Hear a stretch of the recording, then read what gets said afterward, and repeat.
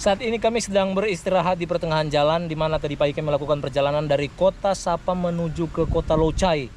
Dan kami kembali ke kota Sapa melewati rute yang lain.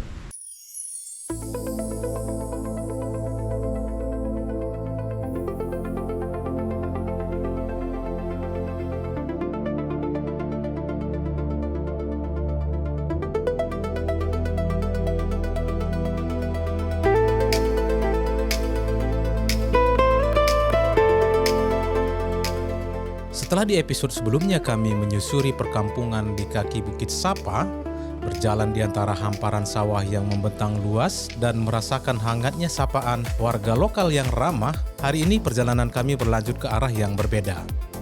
Kenangan kemarin masih terasa jelas, senyum para petani, suara aliran sungai kecil, dan angin yang berhembus pelan di sela-sela perbukitan. Pagi ini langit Sapa tampak mendung. Cuaca di hari kedua kami di kota pegunungan ini tidak secerah hari kemarin. Jika sebelumnya langit biru terbuka dan matahari menyinari perbukitan dengan hangat, pagi ini suasananya jauh lebih sendu. Awan berwarna abu-abu menggantung rendah di atas perbukitan, seolah menyentuh atap-atap bangunan di tengah kota.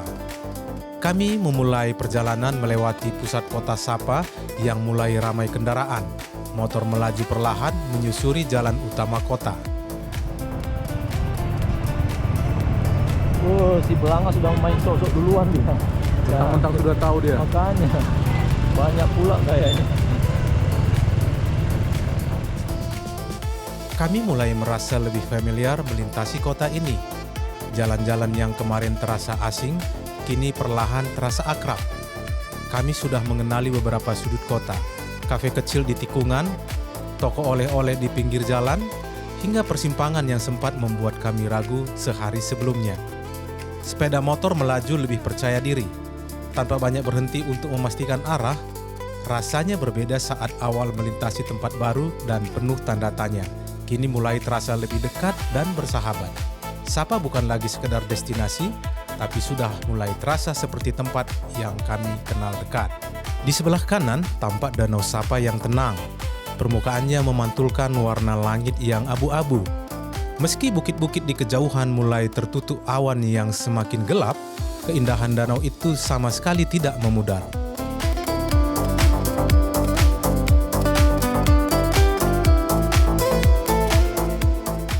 Dengan semangat baru, kami melaju ke arah utara Sapa, menuju kota Leucai. Jalanan berkelok mengikuti kontur pegunungan, sementara lembah dan perbukitan hijau terus mengiringi perjalanan kami. Setiap tikungan menghadirkan pemandangan berbeda, membuat setiap kilometer terasa begitu berarti dan tidak ingin dilewatkan begitu saja.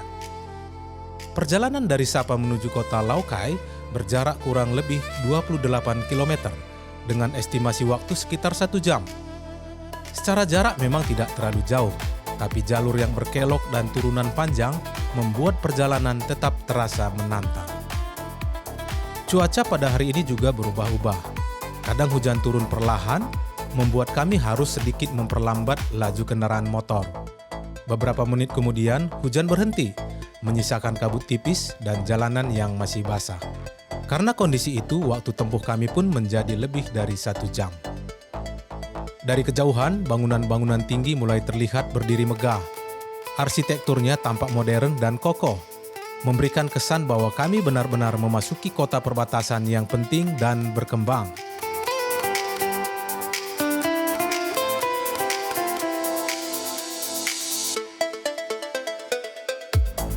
Sekarang kita sedang berada di kota Leucai, Vietnam. Dan di belakang saya ada sungai yang merupakan perbatasan antara Vietnam dan Cina.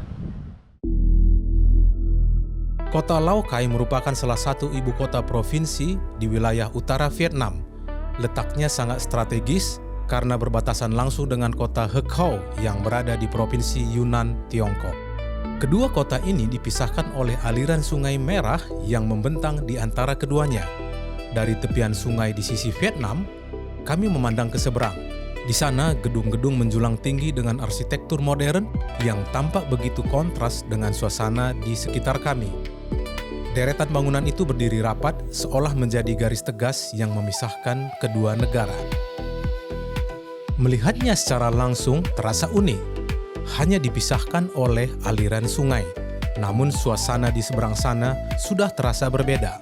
Pemandangan itu membuat kami benar-benar menyadari bahwa kami sedang berada di titik perbatasan, tempat dua negara dalam satu pandangan. Hujan deras tiba-tiba mengguyur dan sejenak menghentikan perjalanan pulang kami dari Laukai menuju Sapa. Kami menepi sejenak di pinggir jalan, berteduh sambil memastikan kondisi tetap aman. Setelah mengenakan jas hujan dan memastikan ransel terlindungi dengan baik, kami kembali melanjutkan perjalanan.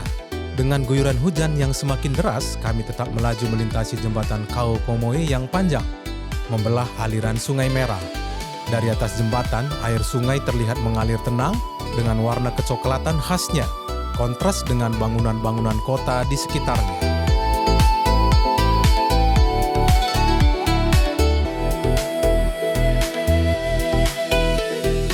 Setelah melewati jembatan Khao Komoe, kami masuk ke bundaran besar di pusat kota.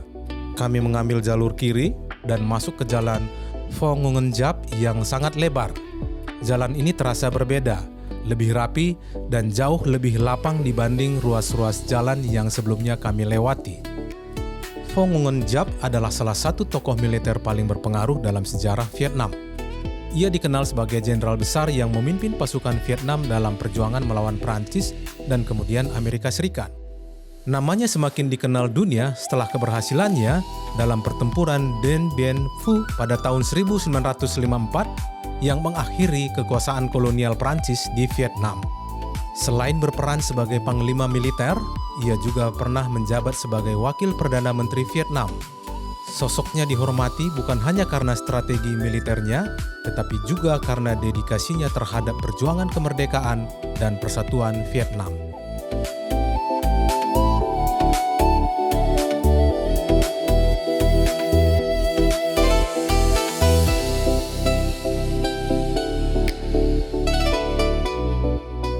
Setelah keluar dari pusat kota Laukai, perlahan kami kembali memasuki wilayah perbukitan. Gedung-gedung tinggi dan jalanan lebar mulai tertinggal di belakang, berganti dengan tanjakan panjang dan tikungan-tikungan tajam yang kembali menyambut perjalanan kami. Udara kembali lebih dingin dan suasana lebih tenang dibandingkan hiruk-pikuk kota tadi.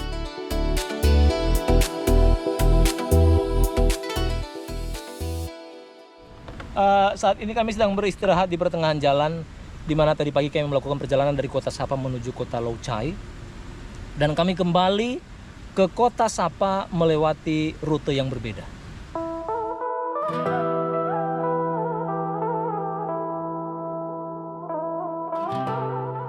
Menariknya, jalur berangkat dan jalur pulang kami menuju Sapa berbeda.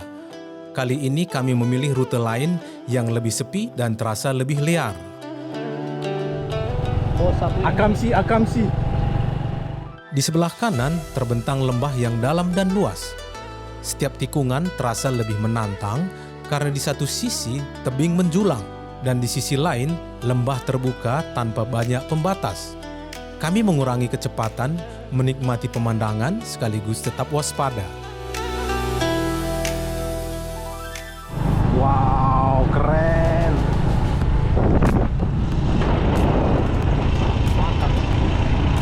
Tapi ngomong-ngomong Anda bawa motor bisa dinikmati kan? Bisa. Jalan sepi kan?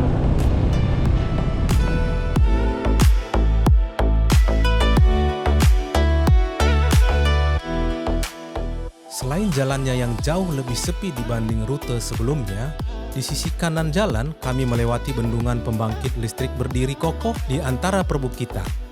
Dinding betonnya menjulang kuat seolah menahan derasnya waktu dan aliran air. Air yang tertahan di balik bendungan terlihat tenang dan luas, seperti danau buatan yang membentang di tengah pegunungan.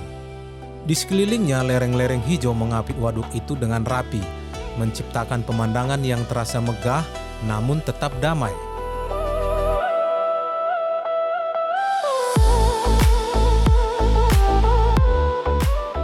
Kami berada di Sapa selama 3 hari yang penuh cerita.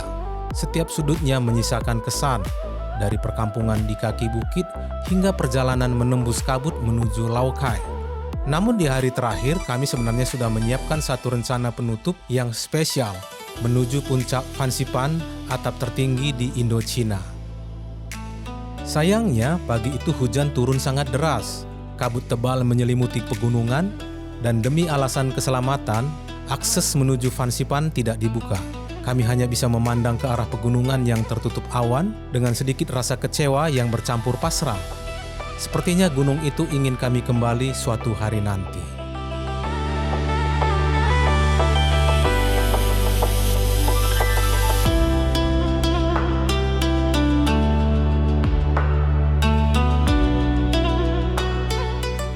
Malam harinya, setelah membereskan barang dan perlahan mengemas kembali semua kenangan selama di Sapa, kami mengucapkan selamat tinggal pada udara sejuk pegunungan yang sudah terasa begitu akrab.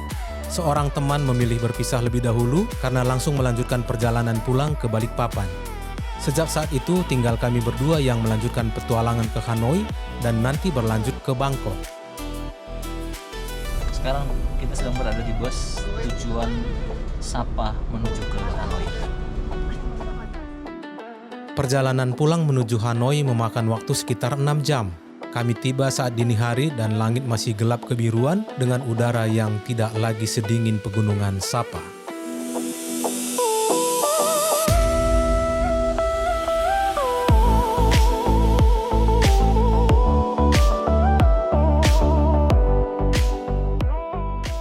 Oke, kita mau jalan mengelilingi Hanoi. Oke.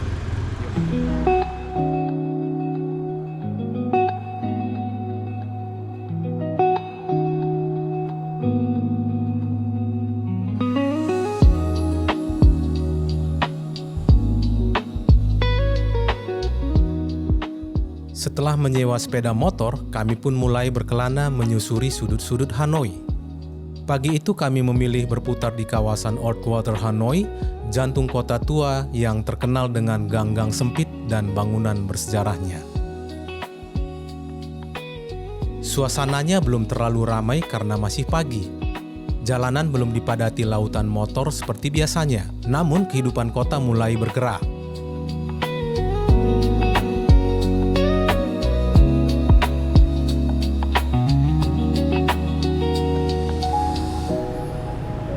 Kami melewati beberapa wisatawan dan penduduk lokal yang berjalan kaki di jalan yang tidak terlalu lebar.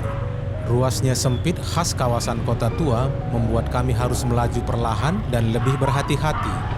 Motor, pejalan kaki, dan sesekali sepeda saling berbagi ruang dalam ritme yang unik namun tetap terasa tertib.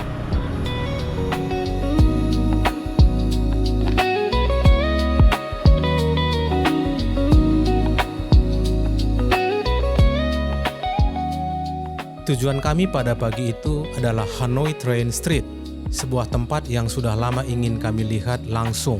Jalur kereta yang membelah gang sempit dengan rumah-rumah dan kafe berdiri hanya beberapa langkah dari rel.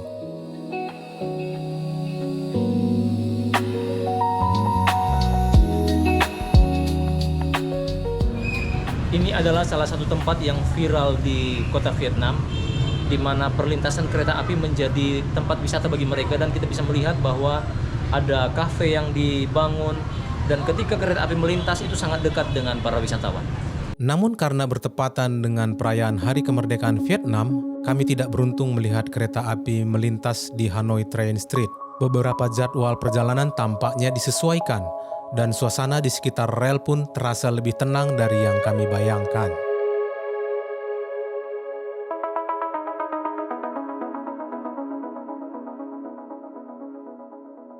Bendera-bendera merah dengan bintang kuning mulai terpasang di sepanjang jalan, menambah nuansa perayaan di berbagai sudut Hanoi.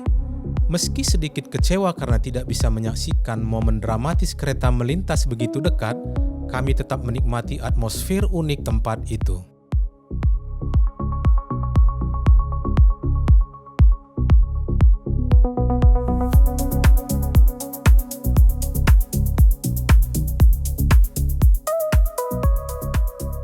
Kami pun melanjutkan perjalanan menuju Museum Sejarah Militer Vietnam. Kali ini suasana jalan sudah jauh lebih ramai dibandingkan pagi sebelumnya. Hiruk-pikuk kendaraan mulai terasa, motor saling bersahutan klakson, mobil bergerak perlahan di antara padatnya arus.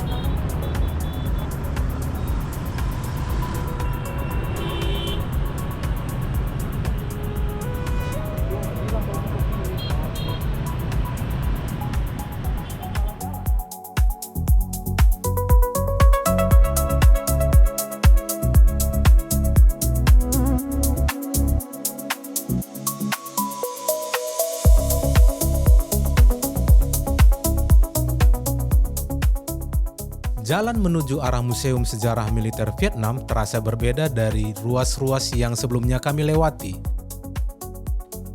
Di kawasan ini, jalanan lebih lebar dan tertata rapi, dengan pembatas jalan yang jelas serta pepohonan di sisi kiri dan kanan.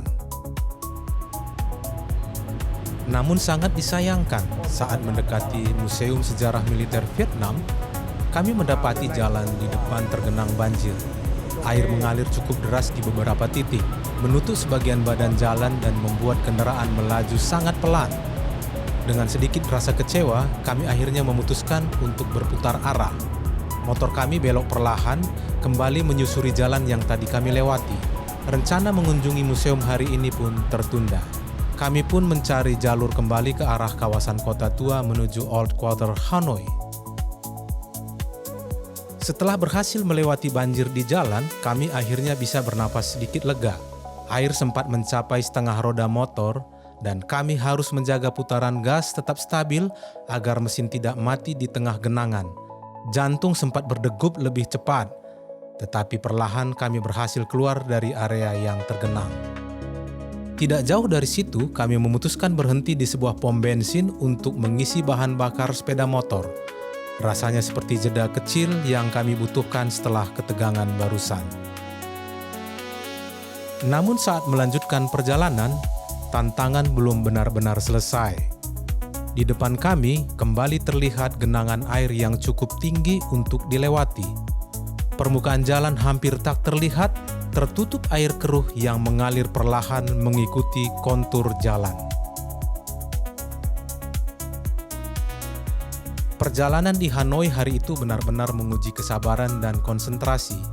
Dari jalanan ramai, museum yang batal dikunjungi, hingga genangan air yang datang silih berganti, petualangan kota ini terasa tak kalah menantang dibanding jalur pegunungan di Sapa. Bagi kami, pengalaman pertama mengunjungi Vietnam adalah sesuatu yang sangat menyenangkan dan berkesan. Sejak hari pertama tiba, kami sudah merasakan keramahan orang-orang lokal. Harga penginapan dan makanan pun relatif terjangkau.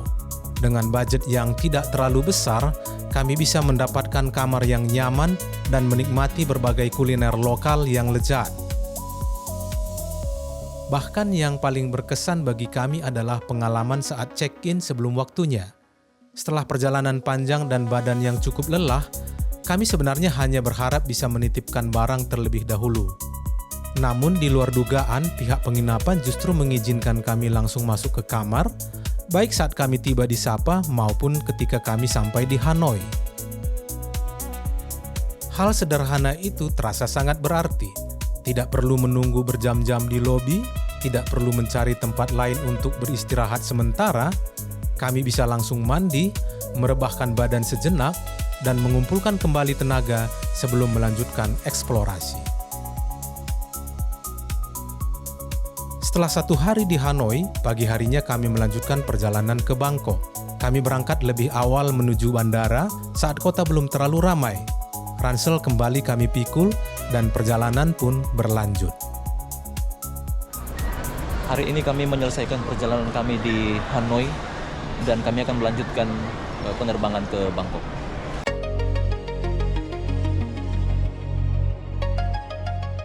Kami tidak terlalu lama menunggu di ruang tunggu bandara. Setelah proses check-in dan pemeriksaan selesai, kami duduk sejenak sambil melihat aktivitas penumpang lain yang bersiap untuk penerbangan masing-masing. Tak lama kemudian pengumuman boarding terdengar. Kami pun bersiap dan perlahan mengantri menuju pintu keberangkatan di Noi Bai International Airport.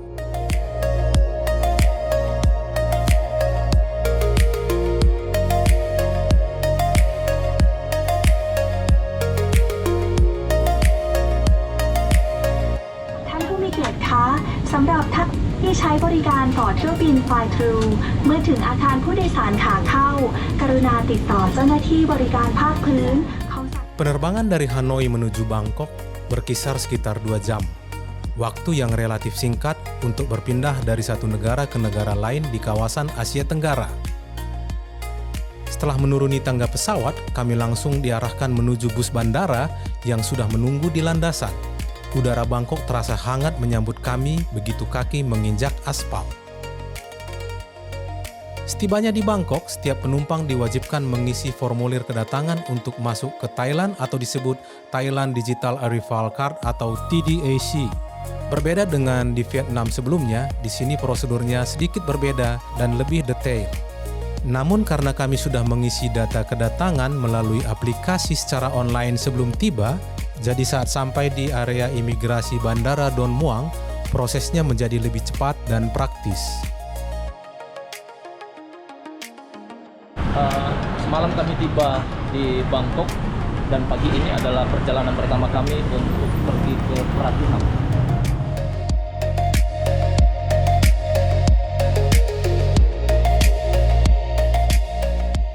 Pagi ini kami menuju kawasan Pratunam.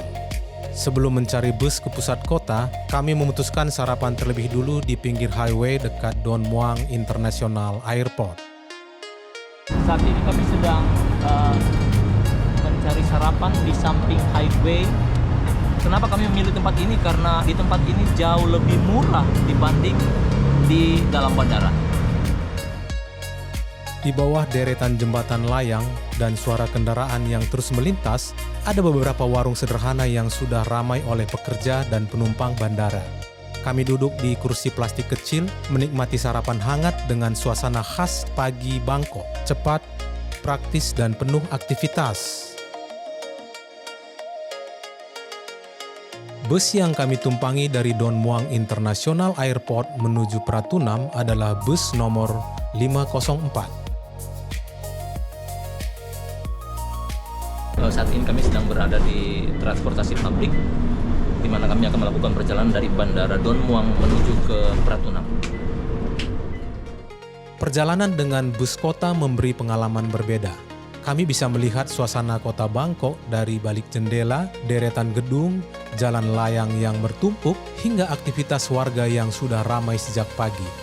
Perlahan bus membawa kami semakin dekat ke pusat kota menuju kawasan Pratunam yang terkenal dengan pusat perbelanjaannya. Perjalanan naik bus dari Don Muang Internasional menuju Pratunam jelas jauh lebih murah dibandingkan menggunakan taksi biasa atau taksi online. Dengan tarif yang sangat terjangkau, kami tetap bisa sampai ke pusat kota meski waktu tempuhnya sedikit lebih lama. Sekarang kami sudah di pasar Pratunam. Kami tidak terlalu lama berada di Pratunam. Setelah berburu oleh-oleh dan menyusuri lorong-lorong pasar yang ramai, kami pun meluangkan waktu sejenak untuk menikmati suasana Bangkok.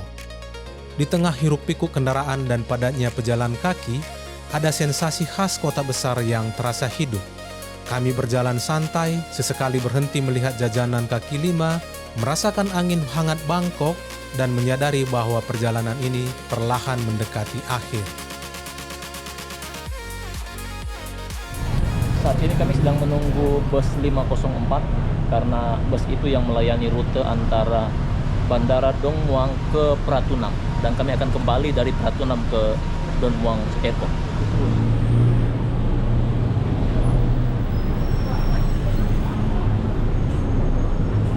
Oh, mau berhenti.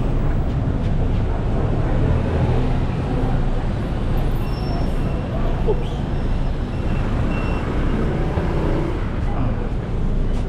Don Muang? Oke, thank you.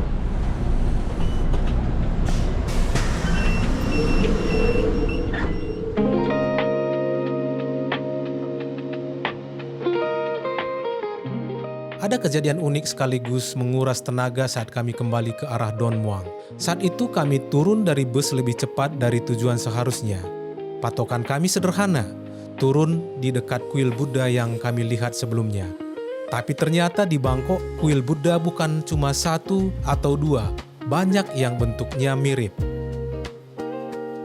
Begitu turun dan mulai berjalan, kami baru sadar suasananya terasa berbeda dari yang kami ingat. Setelah memastikan ulang lokasi penginapan, barulah kami sadar bahwa kami salah turun. Mau tak mau, kami harus berjalan kaki sekitar 6 km menuju penginapan di Don Muang.